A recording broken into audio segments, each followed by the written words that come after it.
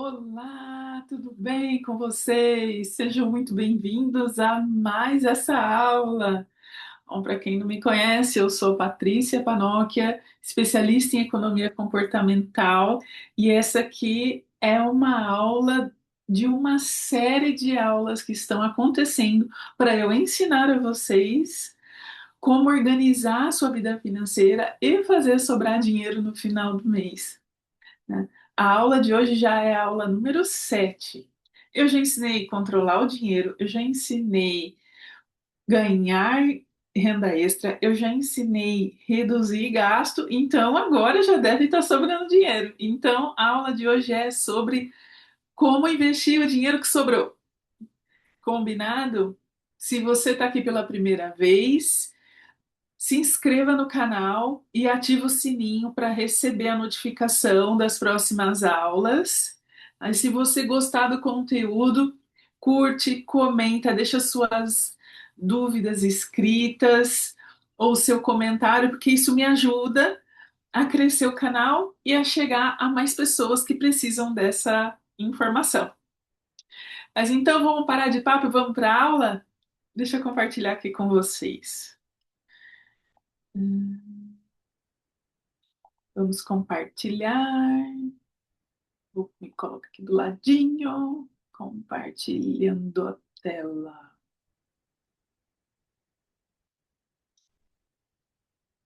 É isso. Espero que vocês estejam vendo.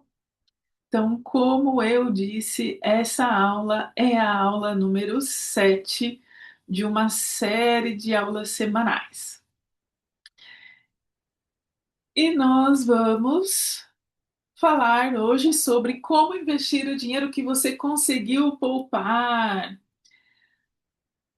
Vocês sabem que quem já me acompanha, quem já viu minhas aulas, sabe que o meu jeito de ensinar sobre educação financeira vai muito além dos números. Eu sempre trago uma questão de autoconhecimento e uma questão de economia comportamental associado à educação financeira. Então, minhas aulas nunca são só sobre números. É sobre números, sobre autoconhecimento, sobre comportamento. Mas hoje a estrela da aula vai ser educação financeira, porque nós estamos falando de investimentos. Ai, Paty, então a aula vai ser difícil, vai ser chata. Quais são as objeções? Vai falando aí. Ah, eu não tenho jeito para isso, a aula é muito difícil, ah, eu não sou boa com os números. Vamos parar com tudo. E para você se sentir mais à vontade na aula, eu trouxe de um jeito bem lúdico, quase desenho, tá bom? Então, vamos falar sobre o que é investir. Vamos começar pelo que é investir.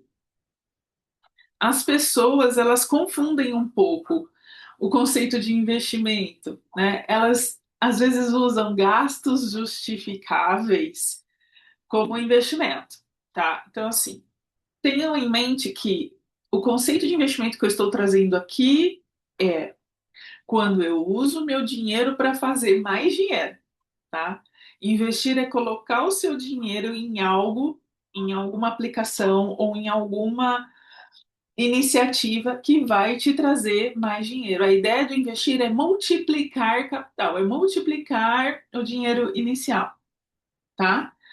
Então, então investir é só colocar dinheiro em ações? Não, investir não é só colocar dinheiro em ações. Investir é, por exemplo, empreender, né? Quando você está empreendendo, você está pegando um dinheiro que você guardou e montando um negócio. Então, e esse negócio você espera que dê lucro. Então, empreender é uma forma de investir. Investir em tesouro direto, por exemplo. Tesouro direto não é ações, mas é um investimento. Investir na poupança é um péssimo investimento, mas é um investimento, né? Ah, Paty, cuidar da minha beleza é um investimento? Bom, se você depender da sua beleza para trabalhar, para se você vende sua imagem, por exemplo, né? Você é uma atriz, uma modelo, investir na sua imagem talvez seja um investimento. Mas às vezes a gente fala assim: ah, não, eu vou investir em mim, hoje eu vou ter o meu dia da beleza, mas você não trabalha com a beleza. Você só está justificando um gasto seu, dizendo que aquilo é um investimento, mas aquilo não multiplica seu dinheiro.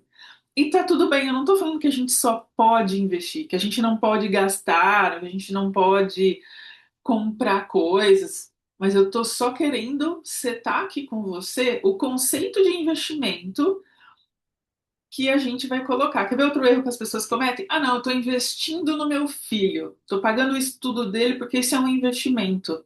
Você vai querer o dinheiro de volta com juros no futuro?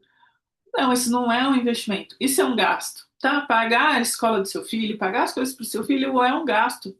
É um gasto justificável? Super! E tá tudo bem, e você deve fazer isso, você só não deve acreditar que isso é investimento. Porque, reforçando, o investimento é quando você aplica o seu dinheiro em algo que vai te trazer um retorno financeiro no futuro. Combinado aqui? Conceito alinhado? Então, bora para a próxima. Tá vendo? Eu falei que a aula de hoje ia ser lúdica. Então vamos lá. O que que é essa teoria dos três baldes? Eu sempre digo para os meus clientes que a gente na vida precisa fazer sobrar dinheiro para encher três baldes. O primeiro balde é o balde da reserva de emergência. O segundo balde é o balde dos sonhos. E o terceiro balde é o balde da aposentadoria. Tá? Eu estou trazendo essas nomenclaturas tudo para uma forma mais leve, mais didática para vocês, tá? Nomes técnicos talvez não sejam assim, tá? Mas o que importa é que você entenda o conceito e aprenda a fazer, tá bom? Então vamos lá, reserva de emergência. O nome já está falando, você precisa de dinheiro para cuidar de alguma situação emergencial que não estava prevista. Exemplo, um desemprego. De repente estava tudo bem no seu trabalho, a empresa que te contrata está passando por uma dificuldade financeira, por mais que você seja um bom colaborador e nem imaginava que pudesse ser demitido, você foi demitido do dia para a noite, né? E talvez você não tenha ainda, né, aquele fundo de garantia gigante com vários. E se você não tiver dinheiro guardado, como vai ser a sua situação nesse momento de imprevisto? Certo? Outro imprevisto. Quebrou o carro. Meu Deus, estava indo para o trabalho, do nada, meu carro quebrou. Isso não estava nos seus planos. Então, muito provavelmente, esse gasto ele vai vir além do que você já está acostumado a gastar. Então, você tem que ter uma reserva de emergência para lidar com essas situações imprevistas no dia a dia. Porque se você não tiver esse dinheiro, por exemplo, você vai ter que muito provavelmente se endividar, pegar dinheiro em banco, e aí você vai pagar juros, vai se enrolar ou vai se afundar no cartão. Então, dinheiro da reserva de emergência serve para essas coisas. Ah, não sei, alguém da família adoeceu, vou precisar ajudar, vou pagar remédio, ou eu mesmo fiquei doente, por exemplo, e de uma forma inesperada vou ter que ficar um tempo sem trabalhar, ou vou ter que gastar muito com medicamento, com tratamento. Reserva de emergência serve para isso, para apagar o fogo das emergências, pelo menos sem o desconforto financeiro, tá? Outros desconfortos são inevitáveis, mas o financeiro a gente consegue evitar se a gente tem reserva de emergência. Primeiro balde na sua vida que você precisa encher é esse, tá bom? Combinado? Segundo balde, balde dos sonhos, objetivos, metas. Vamos lá. Sonhos. Eu acabei de realizar um sonho meu que é pedir demissão para empreender. Eu só pude fazer isso porque meu balde dos sonhos já estava cheio. E também porque agora, empreendendo, eu continuo com o meu balde de reserva de emergência caso alguma coisa saia dos planos, né? Então, balde dos sonhos. Empreender, comprar uma casa própria, comprar um carro, fazer a viagem dos seus sonhos, fazer um casamento do jeito que você planeja. Então, percebe a diferença entre os sonhos e a emergência? A emergência você não sabe o que vai acontecer. E nem sabe muito bem o valor é de imediato. Os sonhos, não. Os sonhos já é algo que você consegue planejar. Normalmente eles têm um valor financeiro um pouco maior, vão gerar um custo maior, mas você tem um tempo maior para se planejar e para conseguir construir aquilo, beleza? E a aposentadoria, que é o futuro, né? Então, é a gente encher o balde que vai garantir a nossa velhice mais segura financeiramente. Como eu posso explicar uma velhice segura financeiramente? Que eu tenha, não dependa da aposentadoria oficial do governo, que eu tenha dinheiro, independente do que acontecer no cenário político do país, certo? Que eu consiga preservar o patrimônio que eu construí ao longo de muitos anos. Algo muito triste é ver pessoas que trabalharam a vida inteira, construíram a casa dos sonhos, aí chega no fim da vida, não tem um dinheiro suficiente para fazer a manutenção daquela casa. Isso é muito frustrante, sabe? Isso acontece muito com os idosos. É você estar preparado para um tratamento médico que na a idade mais avançada isso acontece, né? Essa necessidade surge de mais remédios, às vezes até de um enfermeiro acompanhando você e você poder desfrutar, né, desse momento de vida mais leve, de que talvez você não está doente, graças a Deus, mas você quer desfrutar, agora você quer passear, quer aprender outras coisas, né, ou quer praticar os seus hobbies que você não tinha tempo de praticar quando você trabalhava, né? Então, é você cuidar desse momento futuro da sua vida, do seu eu do futuro, tá bom? Então, lembrar de que precisamos encher esses três baldes: o balde da reserva de emergência, o balde dos sonhos e o balde da aposentadoria. Ah, Paty, tá bom, entendi. Então é só fazer sobrar dinheiro e colocar aí nas caixinhas, nos baldes. É, mais ou menos. Você vai ter que escolher qual que é o investimento adequado para cada objetivo. Então, por isso que a pessoa, que eu falo para as pessoas, né? Sempre assim, quando você é orientador financeiro, alguém te encontra e fala: Nossa, tudo bem, Paty? Qual que é o melhor investimento do momento, né? O que que tá rolando? O que que você recomenda para mim? Poxa, não sei. Eu não sei o que que você quer, né? Para cada investimento tem um objetivo atrelado. Para cada desejo seu, você vai ter que escolher um objetivo, você vai ter que escolher um investimento diferente, tá? E é aí que a gente entra na teoria dos três pilares, que é liquidez, rentabilidade e risco. Essas são características principais dos investimentos que você precisa entender para poder escolher o investimento adequado para cada objetivo seu, para entender qual que é o investimento mais adequado para encher o balde da reserva de emergência, para encher o balde do sonho, para encher o balde do futuro, da aposentadoria do eu do futuro. Entendido? Então, agora vamos explorar cada um desses três pilares. Vamos falar do pilar da liquidez. O que é liquidez? De uma forma bem didática, a liquidez é a capacidade daquele investimento seu virar dinheiro líquido na sua mão ou passar o Pix, né? Hoje a gente não usa muito mais dinheiro na mão, né? Hoje a gente manda o Pix. Então, é transformar o seu investimento em Pix. Então, vou trazer dois exemplos extremos para isso ficar bem claro. Vamos pensar em imóveis. Muitas pessoas investem em imóveis, certo? Independente da discussão se é bom ou se é mau investimento. Você tem que entender a característica do investimento. Então, um imóvel ele é um investimento de alta ou de baixa liquidez. Então, você tem que pensar assim: o quão fácil é eu transformar um imóvel em dinheiro na mão ou Pix? Poxa, bom rolê, né? Você precisa ir lá, você precisa. Nossa, que expressão feia, né? Mas é que eu estou tentando deixar leve, deixar lúdico. Então, Falando do imóvel, voltando, para eu conseguir transformar o imóvel em dinheiro ou Pix, eu vou ter que vender esse imóvel. Isso não acontece da noite para o dia.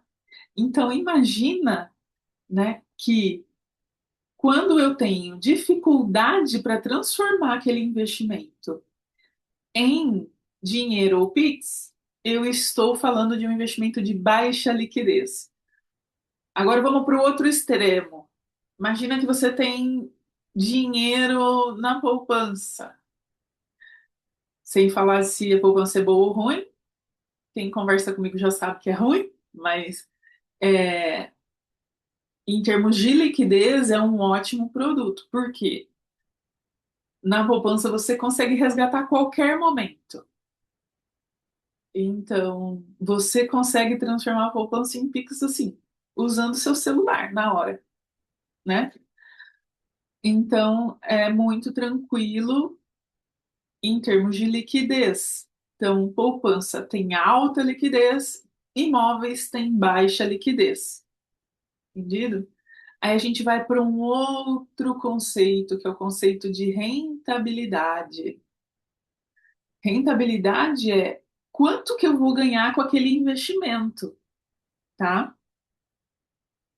E a rentabilidade, ela depende de algumas coisas. Então, quanto mais tempo você deixar o dinheiro investido, maior é a rentabilidade que você tem. Então, se você tem que resgatar o dinheiro a qualquer hora, provavelmente você vai ter uma rentabilidade menor com aquele investimento, né? Tem diversas opções, umas melhores, outras piores, mas isso não vai se comparar a um investimento que vai deixar seu dinheiro preso por, sei lá, vários anos, porque durante vários anos ele vai ficar ali rentabilizando, certo? Então a rentabilidade é o dinheiro que você vai conseguir ganhar com esse investimento, o poder de multiplicar o seu dinheiro. E aí, os papéis, os investimentos, eles têm tipos, classificações, categorias diferentes de rentabilidade. Então, quando a gente pensa, por exemplo, em renda fixa ou variável, o que que significa que a renda é fixa?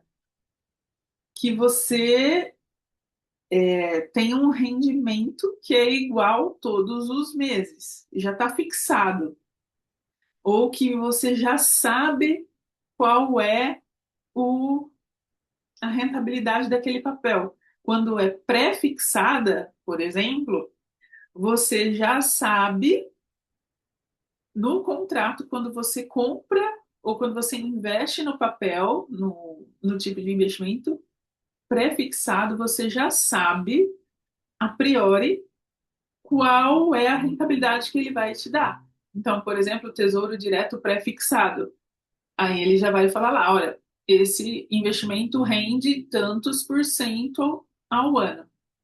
E já está combinado, está assinado lá o contrato eletronicamente, que é aquela é a rentabilidade. Então, essa é uma rentabilidade fixa e pré-fixada, que você já sabe, né? Tem a rentabilidade fixa também, só que ela é pós-fixada. Normalmente ela é relacionada a um índice, né? A pós-fixada quando ela está atrelada, por exemplo, à Selic, que a Selic pode mudar o valor, né? A Selic é a taxa de juros básica do país, é a referência de juros no país. E aí, ó, um conceito vai puxando o outro. E aí você tem que lembrar que os juros é o valor do dinheiro no tempo. Então, se você pede dinheiro emprestado, você tem que pagar porque você ficou com aquele dinheiro por um tempo. Se você investe, você vai receber juros porque você deixou esse dinheiro na mão de outra pessoa por um tempo, né? Então, juros é o valor do dinheiro ao longo do tempo. E quando a gente está falando em Selic, Selic é a taxa referência, a taxa básica do país, certo? Que hoje nós estamos falando em final de fevereiro de 2026 e hoje a Selic ainda está em 15%. Então, é uma rentabilidade bastante alta. Se você comparar com outros países, é uma taxa de juros bastante alta. tá bom? Ah, então, quando você compra um tesouro direto indexado à Selic, você é uma renda fixa. Você sabe o que vai ganhar, você vai rentabilizar em Selic, mas a Selic hoje está 15, amanhã ela pode estar 13 e daí 2 anos ela pode estar 14. Então, ela não está. Você não sabe exatamente qual vai ser a rentabilidade, mas você sabe qual que é o índice.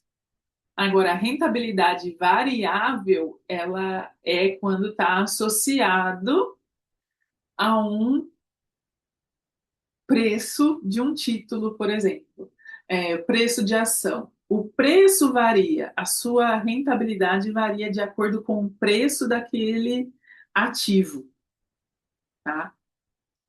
E a rentabilidade acaba implicando no risco. Pensa que o risco, existe um trade-off ali, existe uma troca entre rentabilidade e risco, tá? Para você correr pouquinho risco, você ganha pouco retorno. Se você quer ter um retorno muito grande, você precisa de uma variabilidade maior e você acaba correndo mais risco, tá? E aí vamos pensar no conceito de risco. Risco é um grau de incerteza.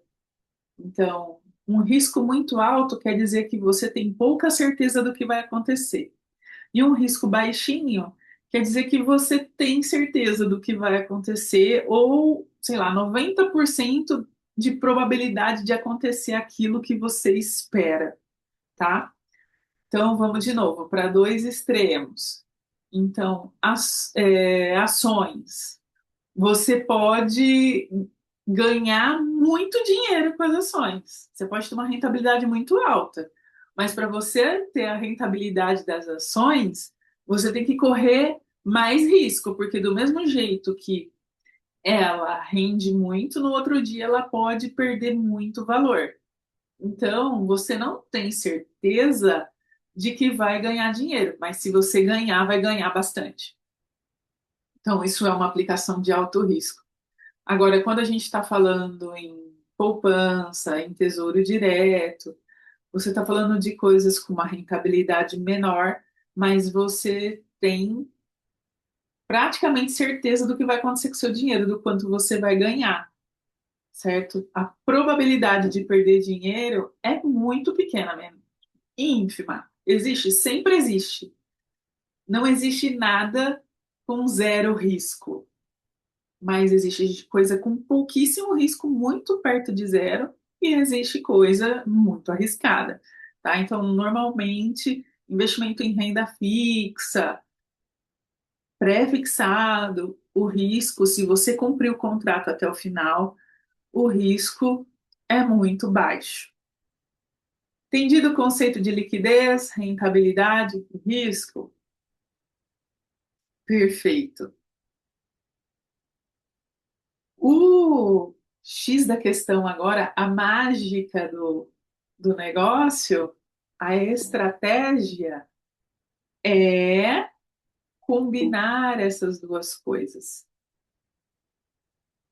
Então, que a gente está falando de os baldes, o que que a gente tem que fazer, para que que a gente guarda dinheiro, e aqui é como a gente multiplica esse dinheiro.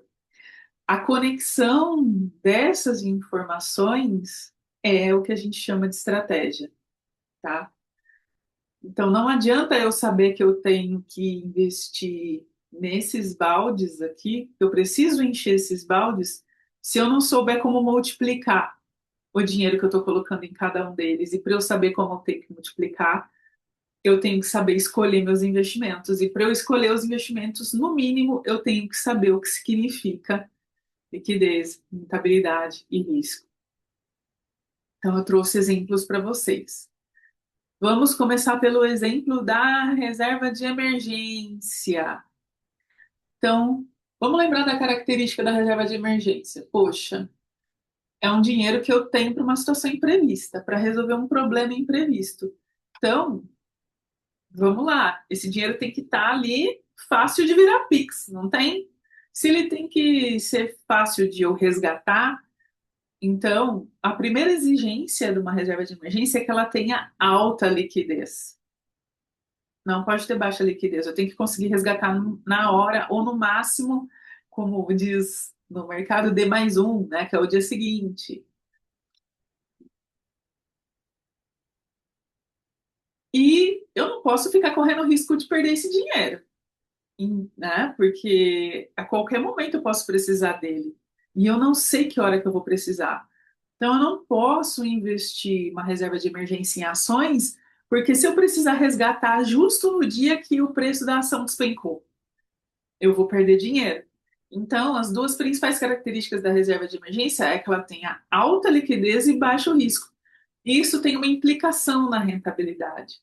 Eu não consigo ter uma rentabilidade muito alta nesse cenário. Não vai ser a mais alta rentabilidade possível. Hoje, com a taxa de juros alta, lembra que eu falei a Selic a 15%? É até uma. Tenho opções como o Tesouro Direto Selic, que é uma excelente opção para reserva de emergência, porque ele tem alta liquidez. Se eu quiser resgatar o Tesouro Direto, eu mando a ordem hoje, amanhã, a depender do horário do dia que eu emiti a ordem, amanhã eu já consigo resgatar o dinheiro. Então tem uma alta liquidez em D mais um. E tem uma rentabilidade aceitável, porque ele rentabiliza por dia indexado à taxa Selic.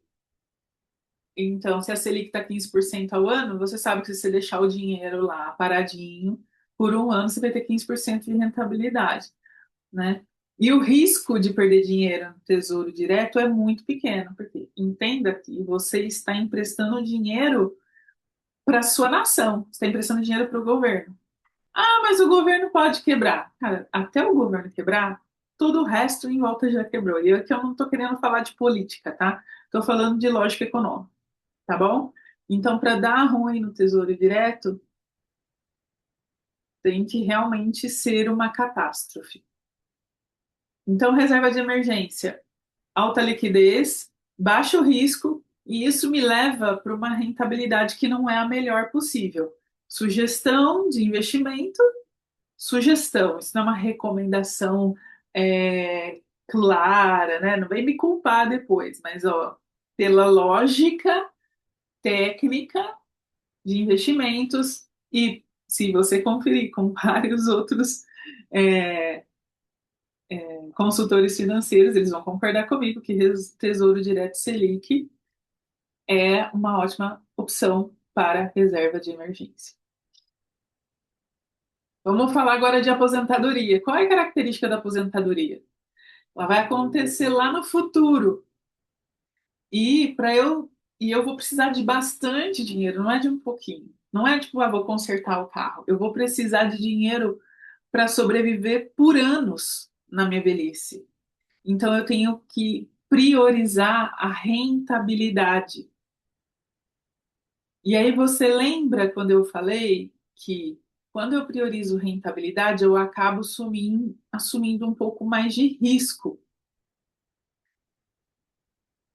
Então, quando eu estou falando de aposentadoria, eu acabo diversificando mais os investimentos. Eu não fico só no investimento de baixo risco.